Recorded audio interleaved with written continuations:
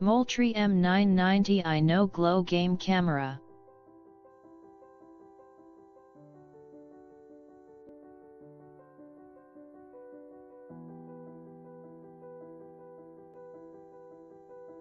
(10.0 megapixel no glow infrared minicam less than 1 second trigger up to 70 feet night range Illumi-Night sensor provides bright, clear nighttime images motion freeze reduces nighttime blur.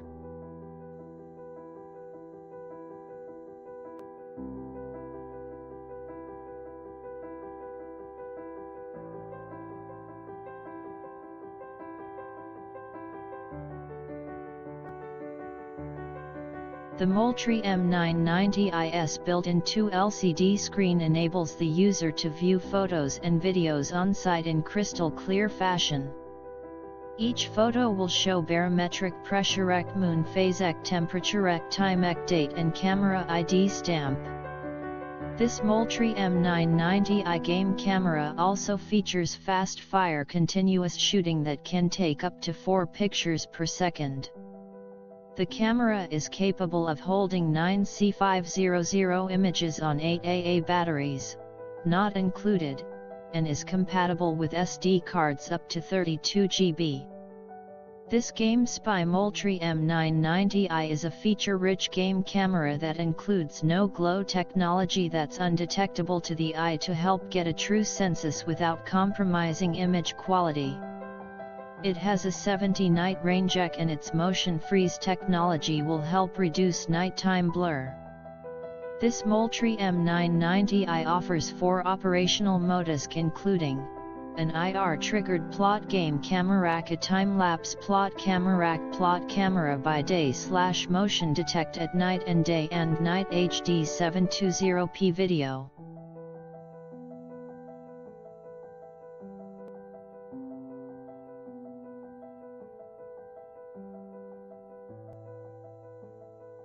The following review has been updated 7 times since I originally posted it. Each update is identified at the end of the review. Also, I uploaded a nighttime video that you can view. Reddit, August 26, 2014. I just reduced my rating from 3 stars to 2 stars. The unit now constantly triggers during the daytime, resulting in several thousand pictures in just a few days, all of them containing nothing except an open field. The audio buzzing on video return and I gave up taking video. Moultrie has not responded to my complaint about the false triggers. SOC Even though the camera is only 8 months old, it is no longer performing very well.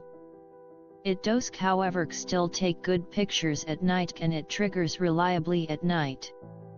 /end edit I originally purchased a Bushnell 8MP Trophy Cam HD Max, but the trigger sensitivity was extremely poor and the pictures and video were disappointing. I returned it. I have now used this camera for several days and have explored all the options and settings. I like this camera much better and at 2/3 the price of the Bushnell it does just about everything that the more expensive camera claims to do, although the Bushnell does provide more setting combinations.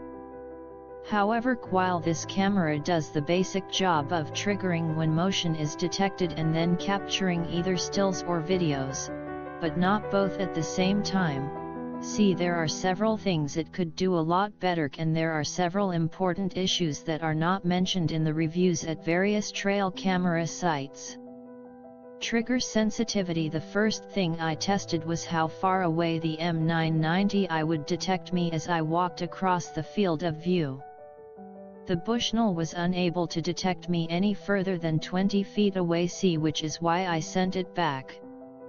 By contrast, using the exact same test at the same outdoor location, same time of day and temperature, I was able to get fairly repeatable detection up to 70 feet away during the day. This is quite good. Update: I placed the camera on a California grassy hills in video mode and retrieved the card after a few days. I ended up with about 320-second daytime videos of grass waving back and forth and nothing else. This is the downside of having a sensitive trigger.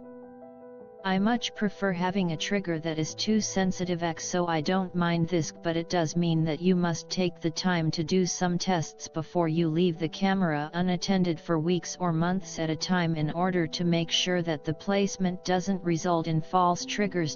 End update still picture quality. The still pictures are a little noisy, but the amount of detail they can resolve is better than the Bushnell video quality like the Bushnell, and I suspect this is true of most other trail cameras. The HD video quality is not even close to being HD.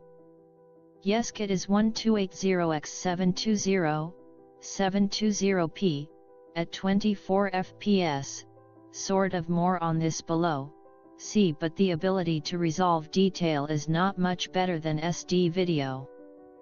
I suspect that the sensor is probably not capable of 1280x720c and the video is being up-resty from some lower resolution. However, one problem that is not talked about in any review but is quite evident in all the video I've taken is that the camera doesn't actually take 24 frames per second as claimed. Instead, it takes about 10 to 15 frames per second and duplicates frames to get to a 24 fps frame rate. This is easy to see if you put the video into a video editing program and go forward one frame at a time. I have written to Moultrie 3 times but after several days have still not received any response, not even a "we got your email" response. I'll update this review if they ever respond. Update 2 weeks later and they never did respond. End update. You can easily see this for yourself if you look at the videos posted online.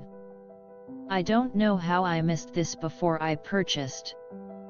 Update. I just watched some video the camera took at night and the frame rate is even lower than the daytime video, probably about 5 frames per second. I suspect that the camera is actually taking a series of flash pictures and then converting them to video. To conserve power, because the flash uses a tremendous amount of battery power, see, the camera reduces the number of frames per second. I understand this, but it is even further away from the 24 frames per second spec than the daytime video. End update. Time-lapse. Time-lapse is very important for my applications. This camera has a time-lapse feature, so it will take one still picture every 5c10, c15, c30, c60, c120, or 300 seconds. However, there are all sorts of issues with this feature that are not discussed in any review or in the manual. First of all, you cannot take high-res photos in this mode. All you get is 1280x720, which is slightly less than 1 megapixel. This is a major disappointment. In addition, the only way the camera will store the time-lapse photos is inside an MLT file, which is Moultrie's version of a motion JPEG video file. Fortunately, I found out that you can simply rename the file extension from MLT to MPGC, and most video editing software will load ITC assuming you have a motion JPEG codec loaded.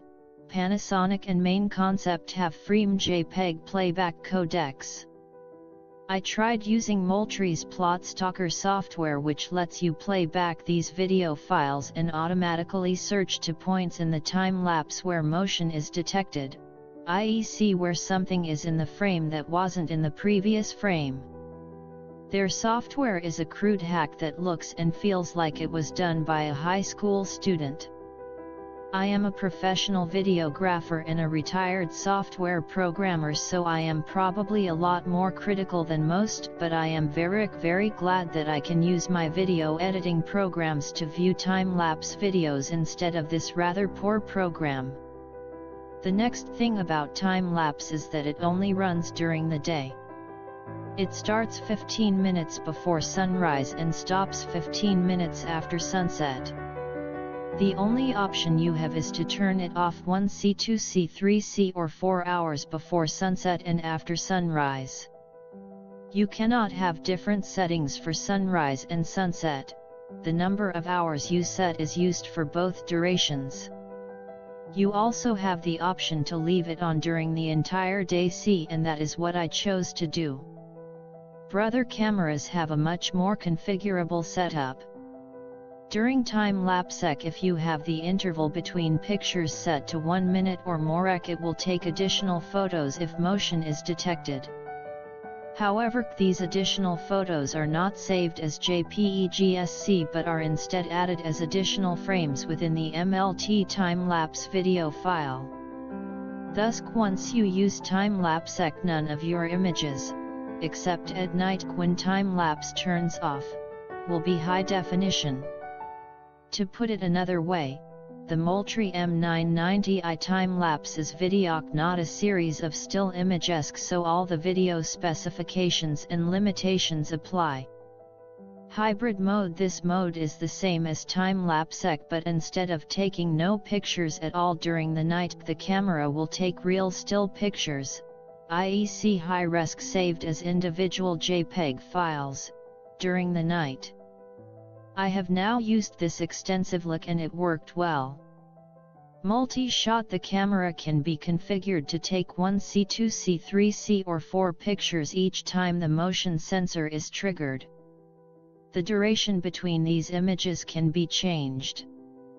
The fast speed takes several pictures in about a second, so it is almost like video. If you are using time-lapse and motion is sensed, you will get multiple pictures at the interval you set, so unlike the still image resolution settings which are not honored during time-lapse, the interval settings are used. Brother, the black flash works amazingly well. I cannot see any light whatsoever, not even a faint glow, and yet it provides excellent infrared illumination for B&W nighttime photos. The SD card simply slides in and slides out, there is no spring latch or anything else. This makes it somewhat difficult to pull out the card, and it also means that the card might vibrate loose, when being transported, or work its way loose from thermal changes. However, I have not had either of these things happen, so perhaps this is not a problem. But getting the card out is not easy without a small tool or tweezers. Edit: after about 6 weeks of constant USEC and removing the memory card many times, the spring-loaded latch/unlatch feature suddenly started working. It now works like most SD memory card slots/and edit. The setup screen shows live video, which makes it really easy to set up the camera. I cannot imagine having a camera that doesn't let you see exactly what you are getting before you leave the camera for weeks or months. I really like this feature. You have to use all 8 batteries because this is a 12-volt system.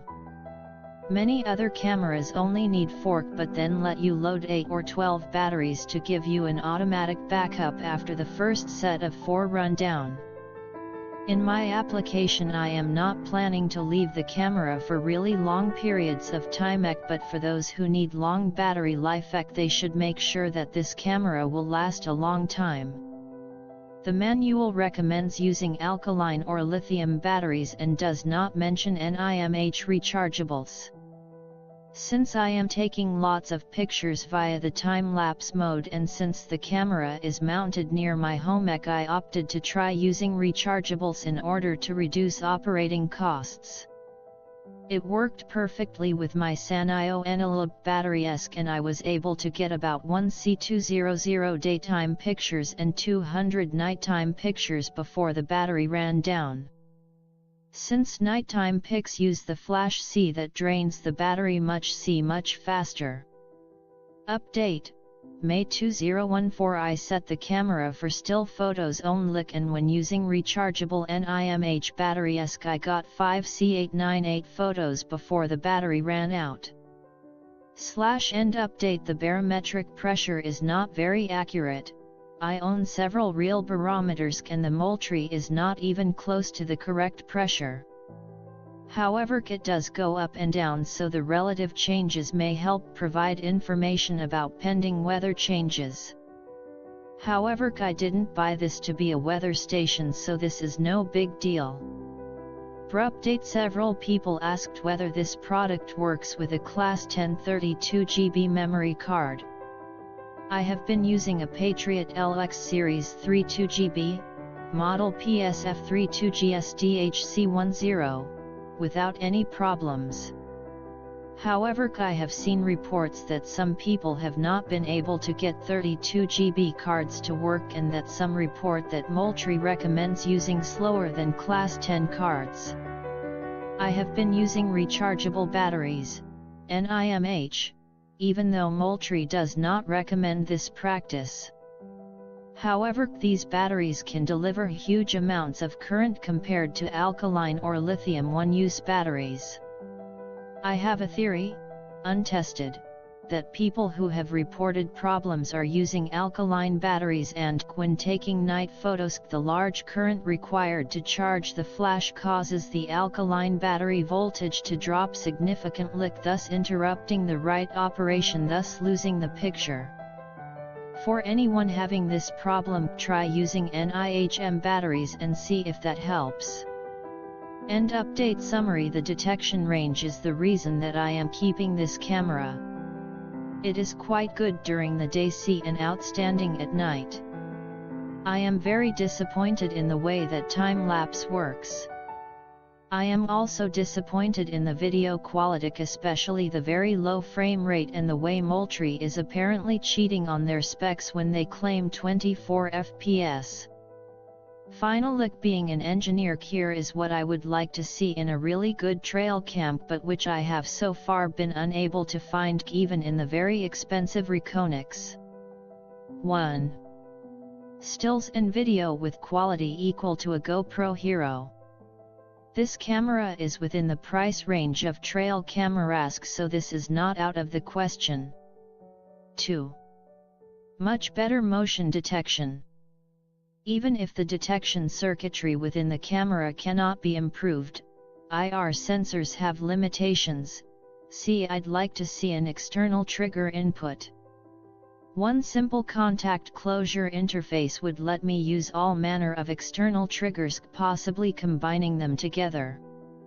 Imagine having several wireless sensors located at multiple locations around a place hundreds of feet away, all sending trigger signals to the camera. I want quality picturesque, and I don't want to miss anything. Compared to my ideal camera, the Moultrie M990i is good, but it could do the job a lot better. Update: I just raised my rating back to 3 stars after first lowering it to 2 stars. I lowered it because the videos suddenly developed a terrible buzzing. I did a little research and found lots of other people reporting the same problem. I tried contacting Moultrie via email, but it took them 3 weeks just to send a "we received your email" response. I then called tech support. I got through quickly and talked to a helpful tech. She explained how to do a factory reset, but that didn't fix the problem. So I returned the camera, January 7, 2014, for repair. I'll report further on what happens next. End update. Update: I received a brand new camera on January 2, 2014. The buzzing is fixed. All the other good and bad things I describe below are still present in this newest version. End update. Update: after 1 week in the field, the buzzing has returned, although only on some videos. I called Moultrie tech support, and the tech said that I need to use a SanDisk memory card and that no other card is recommended. In addition, I should not use the micro SD card, the little chip that then fits inside a full-sized SD card adapter. Finally, I must use Duracell alkaline battery-esque and no other. SOC when I next return the camera to the field I will do as he suggested, but only after doing a full factor reset, something he also recommended. /end update Brupdate I bought a SanDisk full-sized SDXC card as recommended by Moultrie. Did a factory reset and used Duracell batteries. The overwhelming audio buzzing is still on most videos. I reluctantly must conclude based on my own experience and on reports in various forums that the Moultrie M990i has a design defect that affects their audio/end update.